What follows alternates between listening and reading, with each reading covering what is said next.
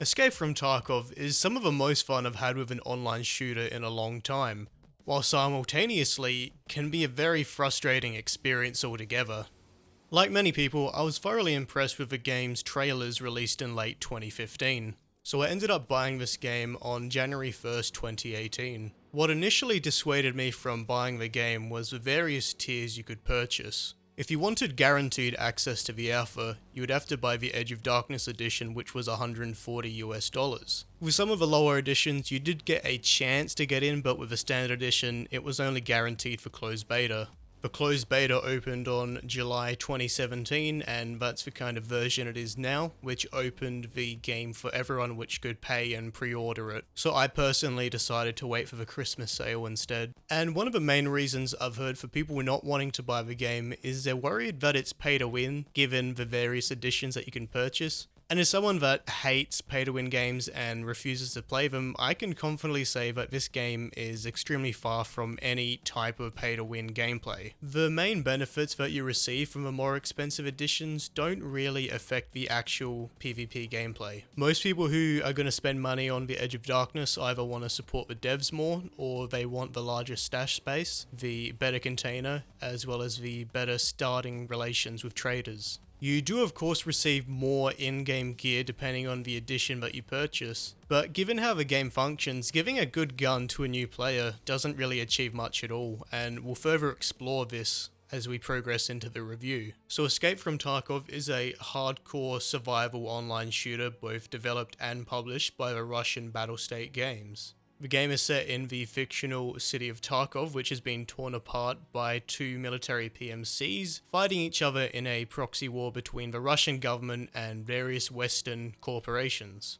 The game features you as one of these private military contractors attempting to escape the city. So that is the bulk of the story, and I think that's fine because we don't really need a very significantly detailed story for what is currently a work-in-progress PvP game. On top of the USEC and Bear factions, there's also the Scavenger faction, which is essentially a group of civilians turned bandits trying to survive in the hostile world of Tarkov now. So what are the main features of Tarkov which has made it extremely popular in such a short amount of time? I feel most would agree that Tarkov is popular and successful as it is a hardcore and realistic survival shooter. I would definitely agree with hardcore. It is a very challenging and difficult to learn game. I'm not sure if I can say it's completely realistic yet. I think it will be in the future. They are planning to make it so that when you use a med kit, it will take a significant amount of time because you have to take it out and use the animation. And when you want to reload your magazine, you're going to have to do it bit by bit, each round at a time, because currently it's all done automatically through your inventory. I think a better way to explain it is less arcadey relative to other online shooters. I'd say it's comparable to Squad in terms of gameplay realism. Compared to something like ARMA, it might not be as realistic, but it's definitely a lot more fluent in the movement and gameplay. But it is obvious that people are attracted to the game due to its unforgiving nature and the challenge fighting other players and having to risk all your gear doing so. And I have to say that Tarkov does do it better than most games, having to worry about your hydration and hunger whilst you're in a raid and people can be behind you and in front of you. There's scavs which sneak up on you. There's a lot of variables which can lead for your death, and the main indicator whether you're going to survive or not is purely skill. You can be a very good shooter player. You could be the best at Call of Duty or Siege, but in Tarkov, if you don't know where you're going and what you're doing, you can be killed by anyone. If you bring the wrong ammo to a fight, you'll die. If you forget your medkits, you'll die. If you forget food and water or you can't find it, you will die. Often, a lot of deaths aren't just from a shootout. You could bleed out minutes later. You could fall down and break a leg and not make it out in time. For a game where the priority and main content is to shoot people, there's a lot of time when you try not to. You try to hide and sneak and conserve your life because you're trying to make it out. You're trying to make it out with your gear and you're doing missions and you've got to survive it to complete the mission. The game is definitely very stressful and difficult on the player, especially new players, as there's no starting tutorial. The best thing you get is the offline mode where you can jump in and shoot the AI and kind of understand what to do and learn the maps. I've read so many threads by new players saying, help, I don't know how to get out of a map and I'm about to lose my gear, please help me. So for a lot of players, especially at the start, they might not have any fun at all. The game, in a lot of ways, I kind of feel is adrenaline bait. So many situations will have you feeling out of control and your heart's pumping and, you know, your nerves are piped up and you're worried to die. There's a few games which do that, but in Tarkov you can have that feeling with every single raid you go into. Many people choose this game because it's unforgiving and always challenging, and it's understandable if that's not what people are after. As someone that isn't particularly good at shooters, I still love the feeling this game gives me. Even when I die, I lose a shootout, I get outnumbered, I still have great fun, and that's what matters to me in a video game. So let's move on to talking about the mechanics of the game, which is definitely one of the most impressive things in the game. There's not many games which can compete with Tarkov's quality of gunplay. The way that guns sound and respond is just so enjoyable. It's one of the most impressive things I've seen in a game, especially from such a small developer.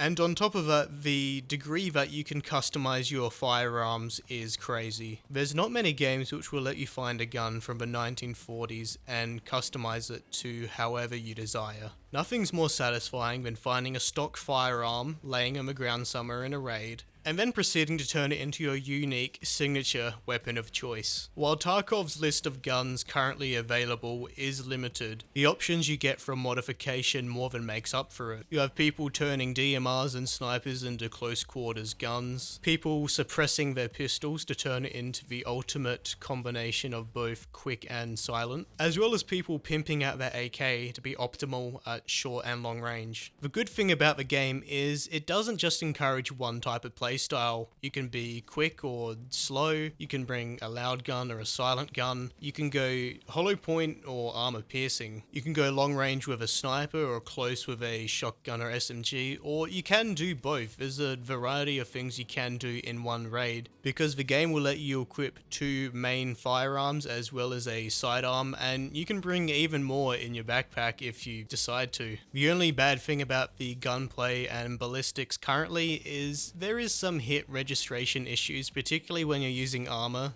Sometimes the game will only register that your shot did 1 damage when, you know, that isn't believable. As well as the game sometimes not recognizing you're wearing armor. Sometimes you have to re-equip it because otherwise it will treat you like you don't have any on at all. Now, those things are bad, but the good thing that I can say is they are bugs. They're not intended. There's a significant theme with this game where the majority of issues are bugs. The game is nearly perfect in a mechanical and gameplay sense. It's just that the bugs and glitches and bad netcode holds it back to a really annoying degree. That's where the frustration comes from. Let's move on to the health system now, because I think it also does well to demonstrate where the main issue of the game is the bugs. The way your health works in this game is that your body is divided into limb sections. Each limb has a certain amount of health, and when it gets to 0, it will black out. So if it's your leg, you'll start limping, you can't sprint. If it's your arm, you can't aim as well. If it's your stomach, you can dehydrate insanely quickly. And if your blacked out limb keeps getting hit, it will do a magnified amount of damage, and it will spread the damage to other parts of your limbs. And I think it's a cool system. I think it is convincing enough, but there's a fair few bugs which surround it. A fairly constant and annoying bug is one with barbed wire. Barbed wire is kind of used as a environmental deterrent for going to certain areas, but you can jump over it and walk through it. But an issue is that with the health system, it will instantly kill you because of the damage being kind of focused on your limbs, and it ruins a fair few games for me. And another annoying thing, which I guess it's meant to make sense, but in the actual gameplay it becomes very annoying, is that the AI scavs will instantly snipe your legs from crazy ranges with shotguns and other firearms, which shouldn't be likely to do that. It makes sense because you can't armor up your legs, but scavs instantly go for them, and the developers say that it's not intended, but given the experience that so many players have, it makes it really not fun to fight scavs a lot of the time when they instantly break your legs. Another small but very frustrating gripe is much of the environment in the game. You get caught on walls and objects and doors to a frustrating degree. Many times I've tried running over, say, a fallen fence, but you get caught on a part of it, and you can't just walk over it even though it's, say, 2 centimeters high, and you can't jump over it because you're kind of clipped into it now, and you need a running start. But in this game you can't sprint on the spot, you have to get a bit of space before you do it. So you keep trying to get over this spot in the fence, and whilst you're doing so, you're likely just going to get shot by someone watching you do it. And there are a lot of areas in the game where you won't be able to just walk over it, which sucks if you're trying to be quiet and sneak, or if your legs are blacked out and you don't have painkillers and you can't run and jump over. You kind of just get stuck in places, particularly rocks on hills. And other times the opposite happens when you kind of clip into a wall and it propels you into the air, and nothing's really terrible with that, but you always land with a thud, which if you're sneaking, it ruins the whole experience and gives you away. And now for the worst part of the game, which is definitely the netcode and other various bugs which do ruin the experience. There's not much to say except, the desync is when you and another player won't be seeing the same stuff in the game because you're out of sync with what the server is doing. So you end up getting shot from nowhere and dying, and you hide behind a wall when you can get shot 3 seconds later, stuff like that. The devs are aware of the issue and they are actively trying to fix it, although it has plagued the game for a long time, and it is the main thing holding it back. In such a technical and fast-paced shooter, you can't tolerate any kind of server-side issues. And for a few other very frustrating bugs, there's one with grenades where you'll throw a grenade and the game will spawn it right next to you or at your feet or whatever, has resulted in lots of people dying, me nearly killing my friends several times, and shouldn't be there. Hopefully they fix it. Another which recently affected me is a bug with vests. Essentially, there'll be an issue with your vest and you won't be able to reload the magazines inside of it, which in a game where you shoot people sucks a lot. And there's a lot of other bugs. One's about spawning, one's about extracting from your area, one about using items and meds. There's a lot. If you're interested, go Google it. You get 1,000 different ones you can look at. I just want to talk about the ones that affected me mostly, and I don't want the review to be 99% bugs and small nitpicks. I've already got the main ones. Let's move on to more content of the game. So currently the game has 4 maps with a 5th called Interchange coming soon. The maps we currently have are Factory, Custom, Shoreline, and Woods. The maps will vary in terms of physical map size, the amount of players they can have, loot, spawns, and extractions. You also have to do a variety of missions on some of the maps.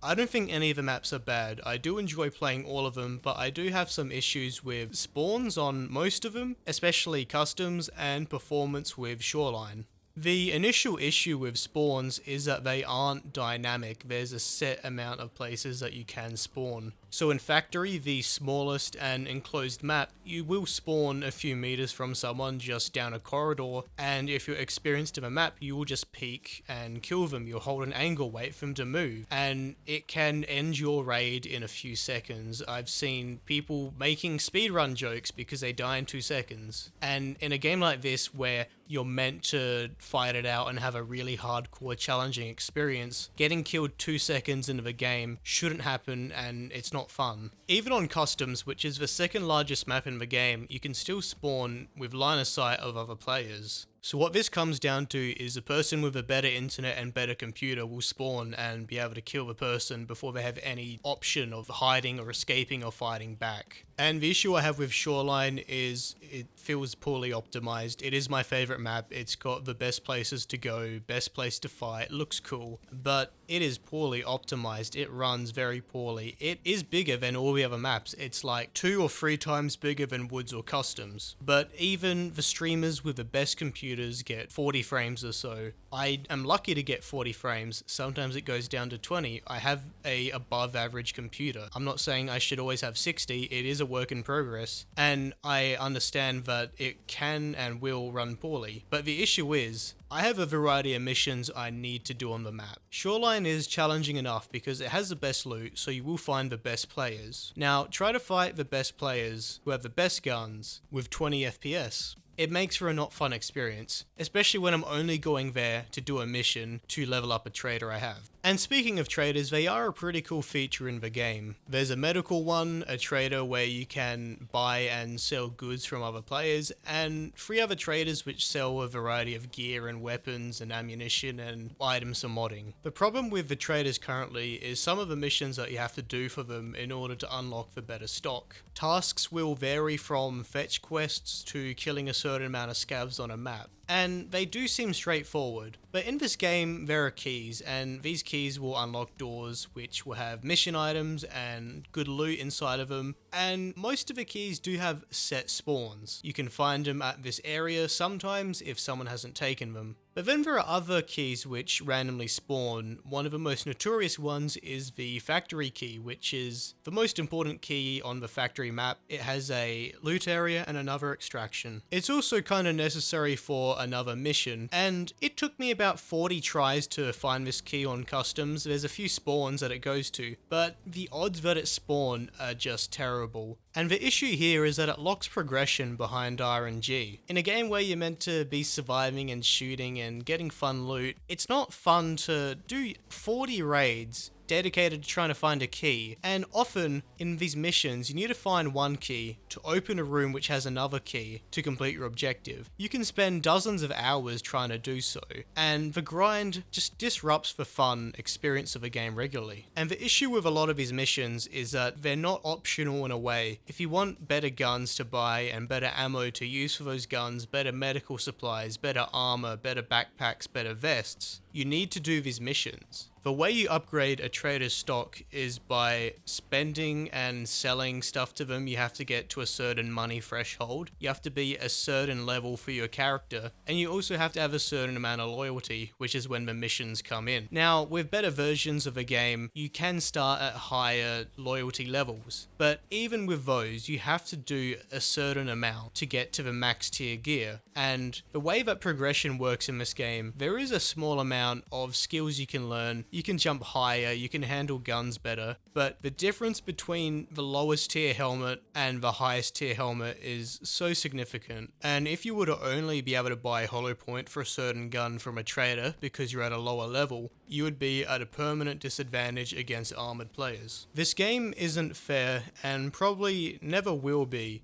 But I think a lot can still be done to balance the traders better. I think making the missions less of a grind would benefit everyone. It would see people accessing better gear more quickly. And that doesn't mean they'll always have it, it's just an option. And I feel people that will constantly be getting held back because they can't grind out these missions, they will end up leaving the game. Early on when I got the game, the best gun I really had was a modified SKS, and I couldn't even modify it that well. I couldn't buy good medical supplies, and I couldn't get a good backpack to store loot when I did go out. And it kind of just got me scared of bringing my gear out because I knew I'd be at a permanent disadvantage against other players. And I could only really get past that by grinding out a lot of missions, and I was lucky to have help with friends where we could trade items that we didn't need but they may have. But for the regular person which just picks up this game and wants to have fun, I don't think collecting 10 morphine from maps and trying to scrounge 30 cans of stew is particularly fun. In the end, it is worth doing because now I have the best armor and I can use all the cool powerful guns, but people that don't have that much free time, they won't be able to do this and they'll constantly be playing the game at a lower level. I'm not saying they should make the game easy, but just a less of a grind. It's not really an MMO, so I don't see why you should be doing all these boring fetch quests. Sometimes it is fun to get an actual mission to do on a map rather than just shooting people. I do like the tasks and the system, but a lot of them have to go. And I think they are eventually gonna fix this because they're gonna add a lot more different types of armor and gear. So it's not just 3 tiers of gear, it will be maybe 10. So progression will be less of a steep mountain and more of just a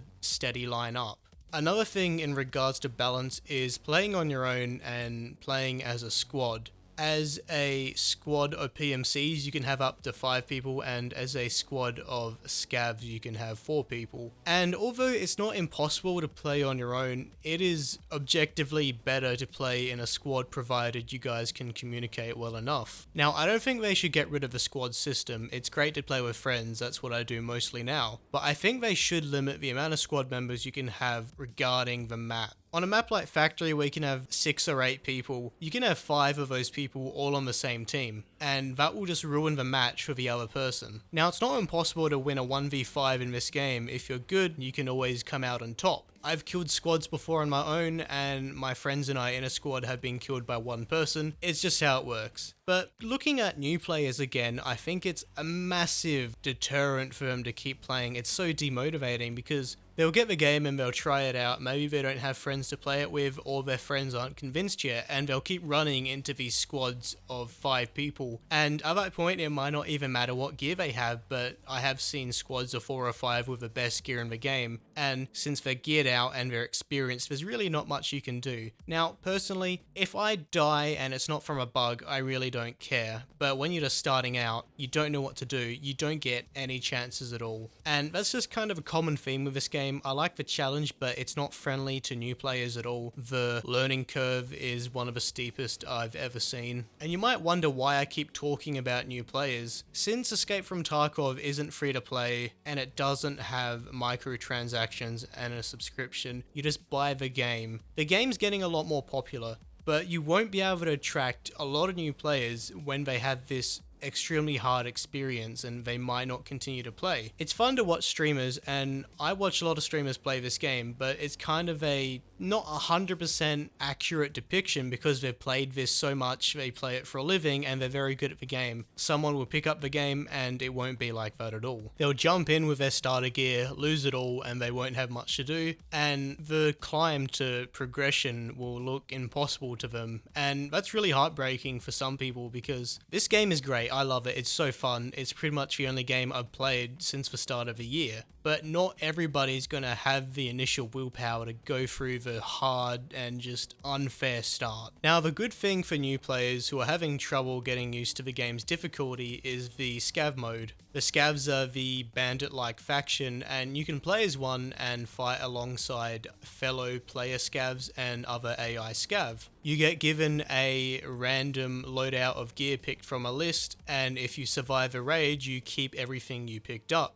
Your skills are separate from your PMC, but every 20 minutes you get a free gun, a free vest, maybe some extra loot. And even when you have so much gear and you're kind of maxed out as a PMC, it's still really fun because it makes for a much more dynamic experience. if a raid goes for an hour, you can spawn at 55 minutes or 30 minutes or 10 minutes as a scav, and it can bring in some really unique experiences, and it's just kind of a spice that keeps this game very random and fun. And as a scav, you can choose to work with other player scavs, which I recommend. I really don't like when a player scav will kill you in the middle of a firefight against a PMC, because all they get is a really bad bolt action shotgun as a reward. You can kind of cooperate with the AI scav, tell them to follow you, and you can choose to kill them, and that will just set all of them after you, which is, it's really challenging. That's the main part. But you can also go after PMC and, try and build your way up to getting better gear as a scav. You start with the lowest tier of gear, so like a shotgun or a handgun or a 10-round Vepr, and if you get lucky enough, you can kill a PMC player with a really nice M4, and it's some of the most exciting moments when you're at a big disadvantage, you spawn at a bad location with less time,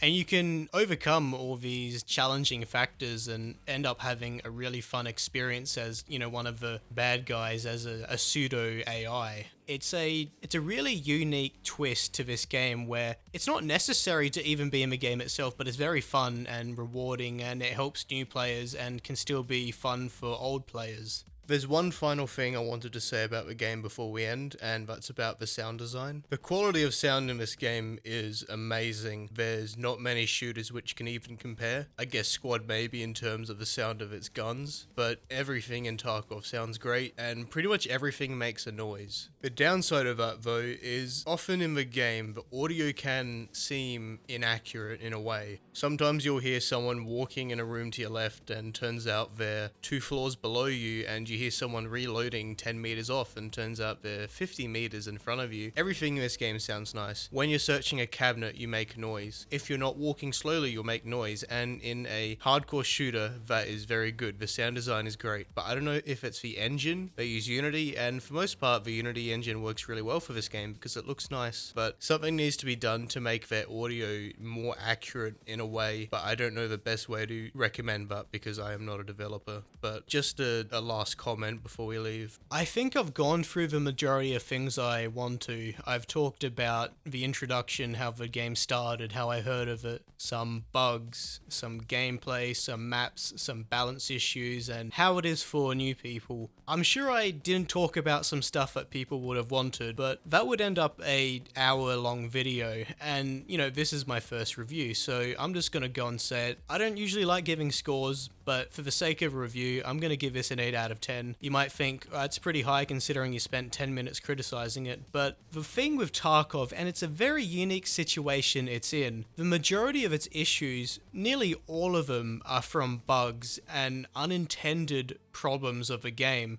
A lot of games have major flaws where it's a design flaw or the devs just won't do something which everyone wants. But the developers in this game are very friendly, they're very responsive. They might not be able to tell you everything all the time because, they have secrets and they're planning stuff and they don't want to guarantee stuff they can't make. But the developers here are very passionate and they're working on this game to fix all the bugs. The desync sucks, all the bugs suck, but they're fixing them, and with all these bugs removed, hopefully in the future, I could probably give this game a 9.5 out of 10, or maybe a 10 out of 10, and the game is going to change a lot in the future. Currently, it's enclosed maps, kind of an arena, kind of a mini battle royale in a way, not 100%, but comparable, yeah. But it's planned to be a lot more open world in the future, and I really can't speak about that because it's not there yet, and we'll see what it's like in the future. And for people wanting a single player experience, this game doesn't have it. I'm sorry. I think it is better to focus on the multiplayer experience of this because games that try and do both usually don't do too well. But anyway, they have said that in the future, they probably will make a single player Escape from Tarkov type game because the universe that they're setting this in,